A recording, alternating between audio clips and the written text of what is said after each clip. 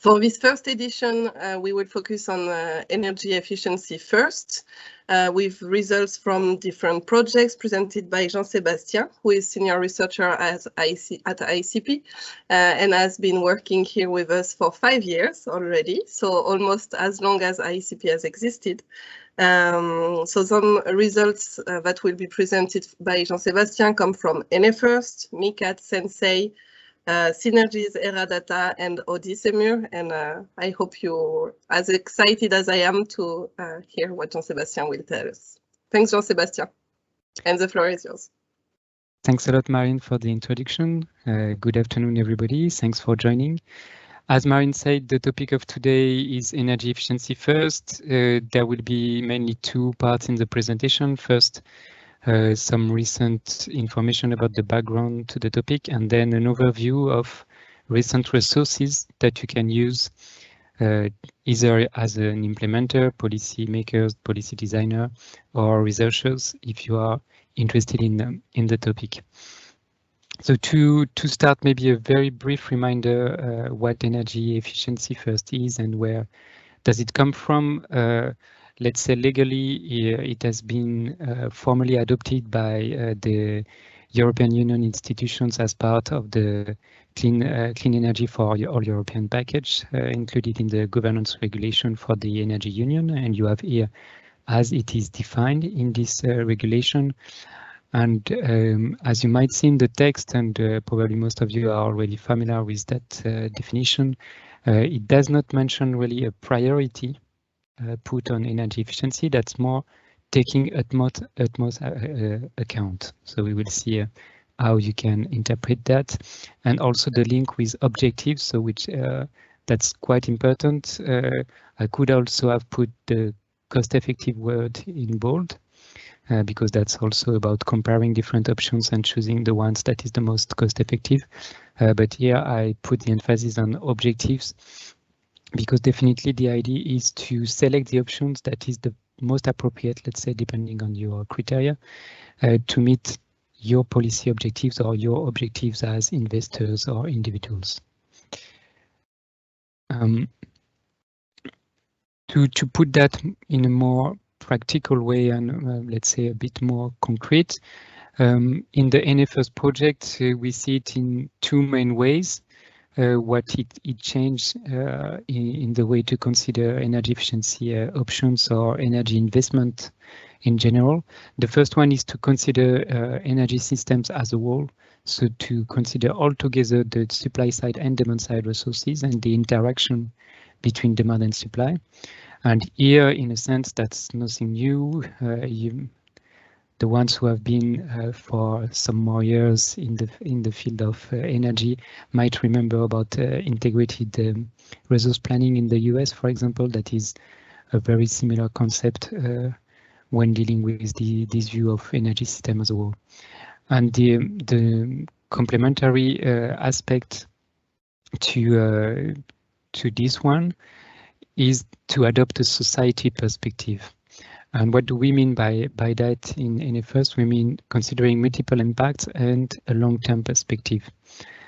And that's quite important, especially when considering the criteria you use to assess cost effectiveness and to compare different options.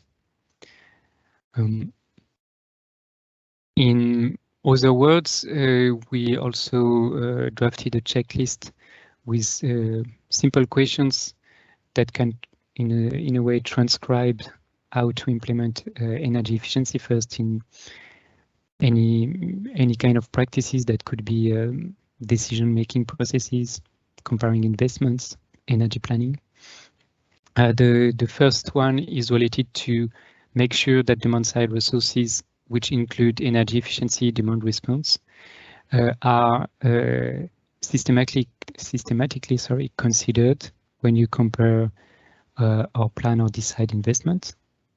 The second one is to assess them on a fair basis compared to the other option, and especially the supply side investment. And the third one is to define rule that does not create any bias in favor of supply side investment, and at the opposite, that might set a kind of priority anytime it is relevant. So anytime, for example, the demand-side resources are proven to be more cost-effective using a broad scope of cost-benefit analysis. And you can see on the slides along the presentation, there are some links either to ENEFIRST reports or other resources, or even to reports or resources from other organizations or other projects. And I assume that you can get that on the ICP website. The presentation file will be available.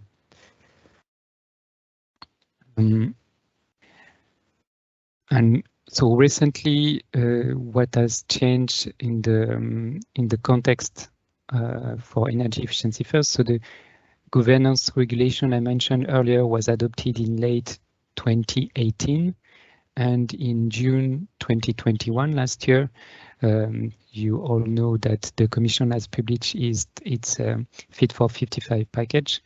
And different pieces of this package include provisions that are relevant for implementing energy efficiency first.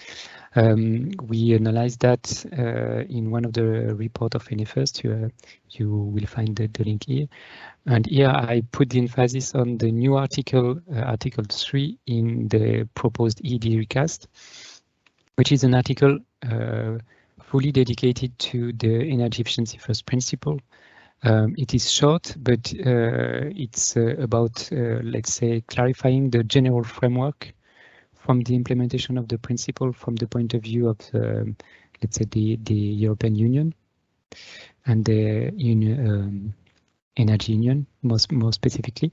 And it set a clear basis for the application of the principle, also clarifying the scope in terms of decision that where it is relevant to consider energy efficiency first, so planning, policy design, and major investment. And it's also called for an institutional framework, so assigning public entity or other entity responsible for monitoring the application of the energy efficiency first principle. And that's in particular the case in other articles of the proposed ED request for the national regulatory authorities in charge of the regulation for energy systems, energy networks operators. So the question since some weeks or months, the context has been changing quite a lot in terms of energy prices and energy crisis and war as a whole. So one may ask whether this principle is still relevant, and in a sense the Commission already answered to that yesterday in their publication, the new communication to answer the current energy crisis. And you can see here the quote where they highlight that the energy efficiency first principle is more relevant than ever. And of course, as we work on that, we cannot agree more, but we will see that these words might not necessarily materialize in reality in the different action plans that are decided. And as an example, I guess that most of you have seen last week the action plan, or let's say the recommendation by the Diea to reduce the imports from Russian natural gas. And maybe you have noticed that in that list, the actions that are related to the demand side are down in the list, number 8 and number 9. So yeah, I had some exchanges with other experts, and they clarify that anyway that should not be seen as a ranking, this order in the IEA action plan. But in a sense, I agree with that. That's probably not necessary. I mean, it's not because it's 8 or 9 that it would be less important in the views of the IEA. But still, I think that that's a good example that illustrates the need to change our mindset, and that when we think about energy, maybe not the ones working on energy efficiency, of course, but let's say most of the experts in the energy field in general, they first think energy supply, before looking at the demand. And even if the Diea is promoting the message of energy efficiency being the first fuel, we can see that there is still a way to go before it really becomes what we think and what we act. So that's nice to see these words, but yeah, maybe we need to go to a next step on that. And that's, I would say, what energy efficiency first is all about. That's also about changing mindsets.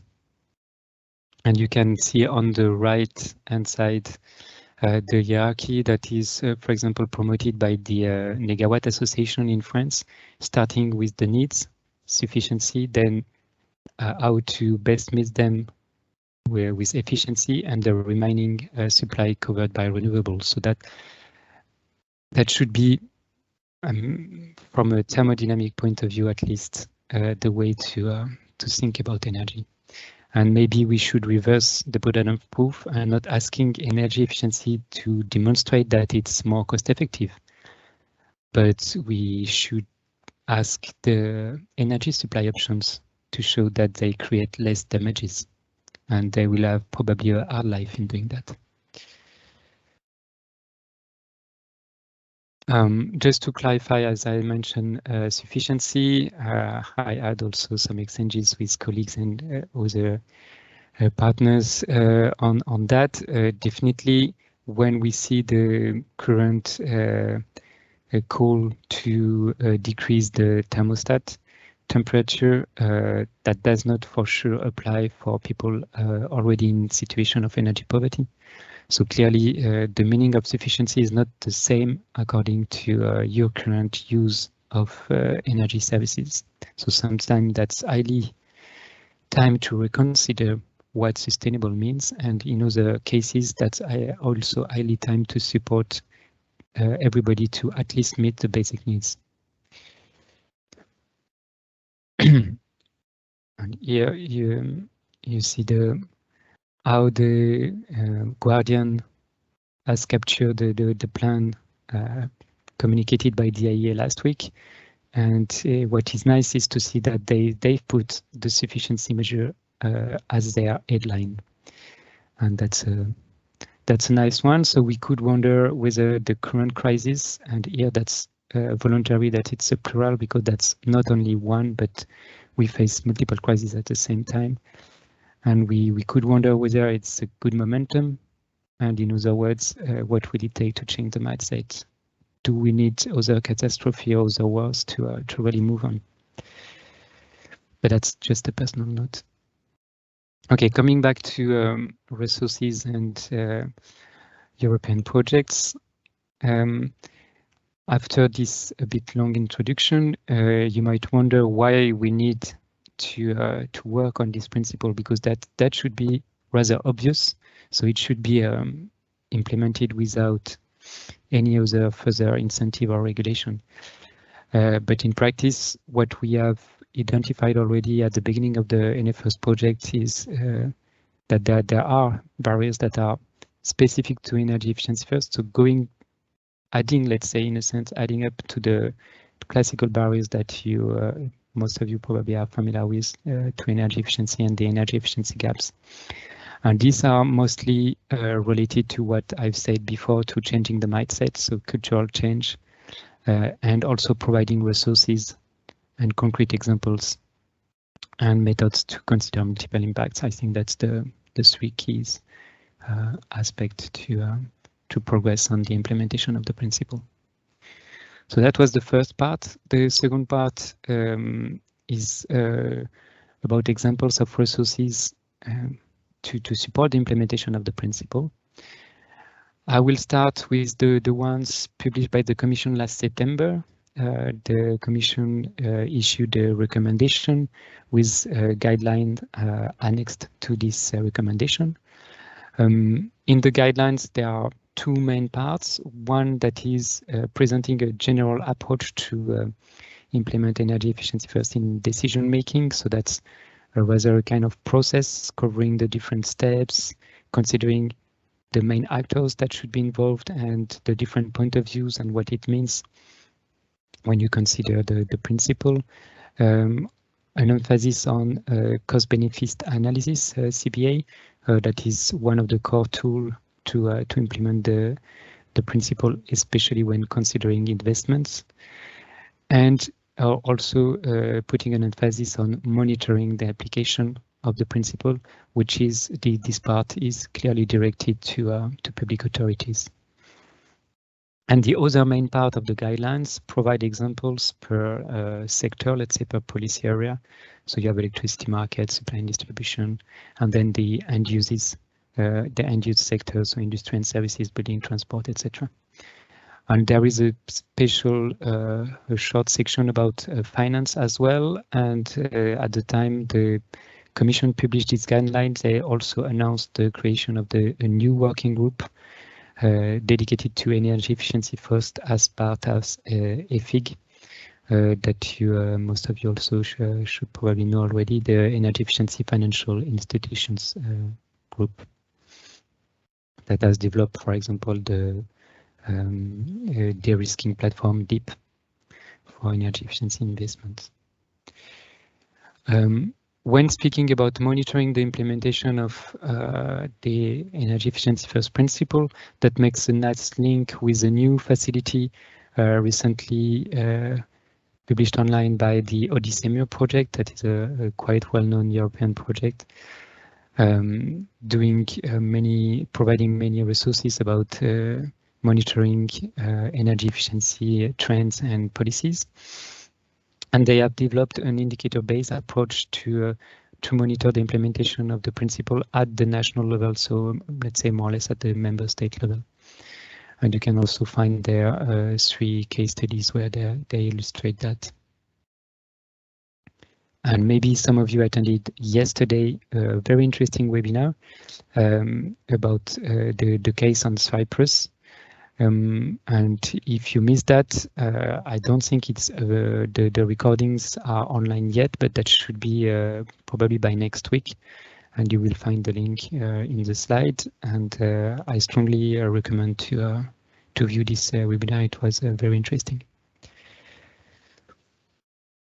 On the side of ENEFIRST, we published last November guidelines, policy guidelines that are focused on the promoting integrated approaches, because that's one thing. The more we have progressed in the project, the more we saw the importance of looking at the interaction between demand and supply and creating links between the different policy areas that sometimes are a bit working too much in silos. So we try to identify possible approaches and good practices to progress on that side of developing integrated approaches. And that was structured mainly in 2 parts, one part related to energy planning and one part related to energy-related investment, and that's in the same report that you can find also the analysis of the Fit for 55 package that I mentioned earlier. So a quick look at the approaches developed suggested for implementing integrated energy planning. What we clearly see is that it anyway starts with developing integrated energy modeling. Because as long as you miss a good basis where you can currently assess and test different scenarios, comparing options on the demand and supply side on a fair basis, which means that you use models that provide a fair level of details on both sides, you cannot really progress with. We think it's quite difficult then to really enter into integrated energy planning. So that's a kind of a prerequisite, let's say. And then there's a variety of approaches that we have described related on the one hand to energy infrastructure planning, and the other ones on making connection between demand and supply in buildings. So in particular, for example, I think the part on municipal heat and renovation roadmaps is quite promising. About integrated energy modeling, That's also one part that is further developed in the ENEFIRST project. First, comparing 3 different EU scenarios, so at EU level, and then investigated in the details 5 case studies at urban or building level. And the work on the EU level was presented last month on the 23rd of February.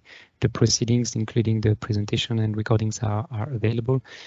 There are also 2 reports presenting the, let's say, the general methodological background. That's the report from 2020 and the way that scenarios were developed and the models were used. And that's the report from 2021. And probably by next month, the reports presenting the results more in detail should be available. And on that, I also take advantage of this webinar to make some announcements. And the first one will be about the next webinars coming on that site, presenting the case studies I was just mentioning at urban and building level. And that will be all on Wednesday, starting on the 30th of March and every 2 weeks at 2 p.m. CET. So I encourage you to save these dates in your calendar. That will provide very complementary examples to the workshop that has been done in February. And also looking at modeling, here I can make the link with another project dealing with energy efficiency first, another Horizon 2020 project, that's the Synergies Project. And in Synergy, they are also working on in innovative modeling and focusing on the assessment of energy efficiency potentials and covering, I forgot to mention that ENEFIRST is focused on buildings and their energy supply. In Synergies, they also covered the transport and industry sectors. I think the work in Synergy is particularly valuable these days, where we wonder what we can do to reduce the natural gas dependency. And they also set up a webinar series. So the ENEFIRST one is on Wednesday. The Synergies ones will be on Thursdays. And the first one is tomorrow morning. So if you're available, that's still time to register for this first webinar of the Synergies project. Coming back to ENEFIRST and the guidelines that have been published last November. So I've covered quickly the part related to energy planning, and the other part is related to energy-related investment decisions. And here we thought, as was also the case in the Commission's guidelines and also the new article included in the ED recast, that it can be relevant to make a distinction between very large investments, where it can be, anyway, there will be studies to assess different aspects of this investment, and it could be very relevant to include in these studies a cost-benefit analysis comparing the energy, different options related to energy. So that's quite related to for the public authorities to provide good cost-benefit analysis methodology and to monitor their implementation. I mentioned earlier the case of the national regulatory authorities for energy networks operators. And on the other side, you have smaller investments where it might be difficult or even impossible to ask the investor. Let's say, for example, the owner of an individual house will not make a super sophisticated modeling study to know whether they should invest in wall insulation or heat pumps, or in which sequence, etc. So in that case, that's more, the need is more to define policies to fill the gap between the investor and the society's perspective, to make sure that the individual choices will align with what is needed for the society as a whole. And to do that, we look at different approaches again. And similarly to energy planning, the prerequisite here is to develop the way we can integrate the assessment of multiple impacts in investment decision.